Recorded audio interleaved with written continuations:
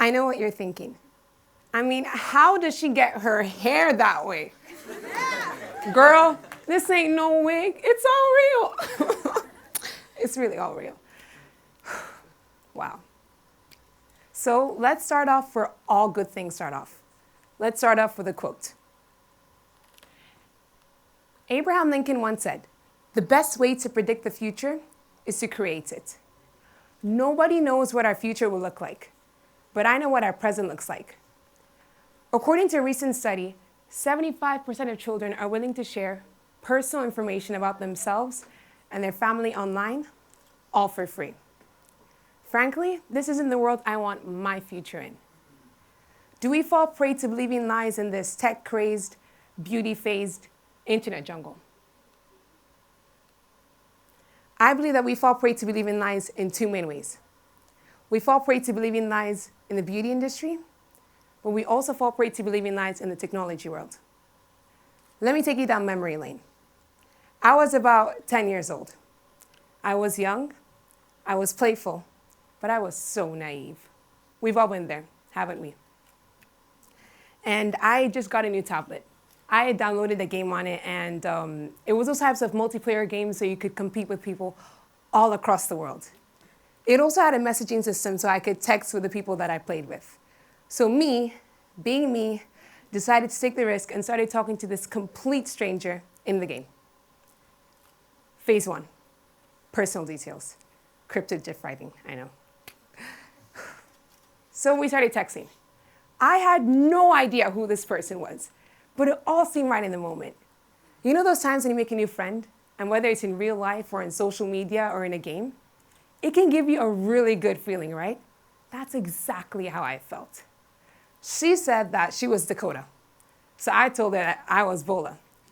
I was 10, and surprisingly, she was 10 too. I had a Samsung Galaxy 7.0 inches tablet, and so did she. My favorite color was pink, and so was hers. I mean, was it really a small world, I thought? Phase 2, location. Little did I know this stranger was trying to know a lot more about me, and it wasn't just the basics. Time passed, and she wanted to know more about where I lived. Now, she told me that she was living in the States. And when she told me that, there was only one thing on my mind. That green card. I don't know about you.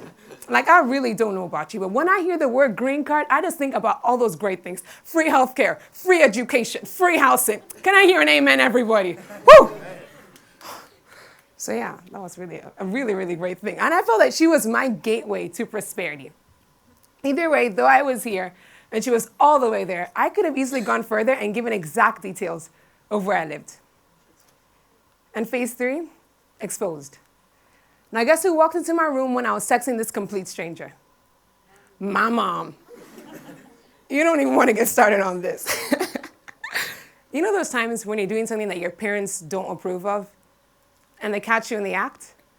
So I come from a Nigerian household. So when my mom walked in on me, it was kind of the extreme side. It was only one in the afternoon, but things started getting real dark real soon. I was running. She was after me. That's when I realized you can run, everybody. You can really run as far as you want, but you could never hide from a Nigerian parent. You could never hide. Never. Never. And I saw it. On this run of my life, I saw this vision. Bola Ajike, the last chapter, the end. Thank God I'm here with you guys. No scars, you know. So you can all pretty tell that my mom wasn't very happy about it. She made me immediately unfriend the person and delete the game. Either way, looking back on that experience, it made me start thinking, do we fall prey to believing lies in this internet jungle? In the future, cyber criminals will continue to terrorize internet users, and cyber attacks will continue to affect businesses worldwide. And cyber predators will continue to harm the young teenagers of our up-and-coming world. In the near future, it is inevitable that any one of us could be targeted. We just need to be online, which all of us are. Yes, we are prey. But we don't only fall prey to believing lies in the technology world, we've also seen its effects in the media. Have you seen on social media the new blackface and brownface craze going on? In the Western world, they make you think that you're too light and market such products, while in the African world, we seem to have darkened too much that we fall prey to the desperate need for skin lightening products. Have you ever stopped to wonder that your skin not only serves as part of your appearance, but also as part of your identity? We need to start looking at our skin like it's a color and start looking at it as part of what makes us ourselves. What if our skin could be a voice? A voice to speak about our background, our past, our culture, our ethnicity, and possibly even the future. And by the future, I mean our skin being able to create a platform where we can embrace our individuality. But when we change our skin, we completely silence that voice. We diminish it. Many models have found dissatisfaction with the same industry that portrays them as beautiful, successful, and happy. A great example is Cameron Russell. She even had a TED Talk about it too. I bet one of the reasons she feels that way could possibly be because of the face beauty analysis tests that we see everywhere online. So you basically put a picture of yourself, and you'll be given a percentage score out of 100 based on your facial features. It has led me to believe that beauty can't be quantified on a scale. How can we preach such a materialistic thing? Has the true meaning of inner beauty been completely neglected in this era of facial reconstruction? Yet I think the most saddening thing that I've seen are the makeup transformation trends in China. Girls are taping on fake cheeks and fake noses to their skin, all in order to create facial parts to better reconstruct themselves. And this isn't embracing the beauty that they have or making their features more prominent. It's making completely different people. Will we soon be living in a world where we can go to facial reconstruction booths as one person and come out another, all in 5 minutes for $9.99? You and I both know that's $10. Those terms and conditions really don't apply to me. Well, there's one thing I need to say to that. If we were made in heaven, how can we accept anything less than that? We are all trademarked made in heaven. It's practically written all over us and copyrighted too. There is no place better on this earth that can compete with that. And trust me, it is way cheaper than anything made in China. Just had to put that. I'm not saying that we can't use makeup. Neither am I saying that it's not useful in our lives. I don't look like this every day, like a little bit of makeup here and there. But what I am saying is that it's not right for companies to profit off our insecurities or when we use it simply because we rely on it for our confidence.